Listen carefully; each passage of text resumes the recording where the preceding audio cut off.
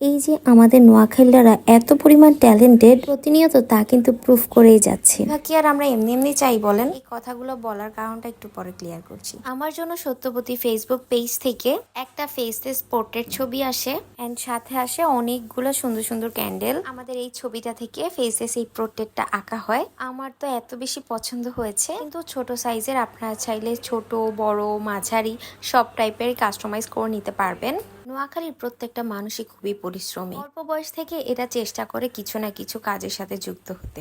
বিশেষ করে তো বর্তমান জেনারেশন উদ্যোক্তা হিসেবে খুবই পরিচিতি পাচ্ছে। আর এরকম ছোট ছোট কাজগুলোই কিন্তু একটা সমাজ, দেশ, রাষ্ট্রের জন্য অনেক বেশি ভূমিকা পালন করে। আমি আসলে তর্কে জড়াতে চাচ্ছি না, আমি কাউকে কোনো কিছুই উস্কানিমূলক বলি না। তাও কিছু মানুষের গায়ে ফোসকা পড়ে যায়, এরপর ওদের শুরু হয় নোয়াখালীতে কিচ্ছু নাই কিচ্ছু নাই। চিন্তা করবেন না, সময় সবাইকে সবকিছু বলে দিবে। যাই হোক, এই প্রত্যেকটা জিনিস কিন্তু ভীষণ সুন্দর। রিভিউ করতে করতে আপনাদের সাথে অনেক কথা বলে ফেলেছি। আপনারা যারা ঘর সাজানোর জন্য কিংবা প্রিয়জনকে খুশি করার জন্য ইউনিক কিছু দিতে চান, আপনারা অবশ্যই সত্যবতী ফেসবুক পেজটা একবার হলেও ভিজিট করবেন। আমি তাদের ফেসবুক পেজ এবং ইনস্টা আইডি আমার ভিডিওর ক্যাপশনে মেনশন করে দিব। সো আল্লাহ হাফেজ সবাইকে, আসসালামু আলাইকুম।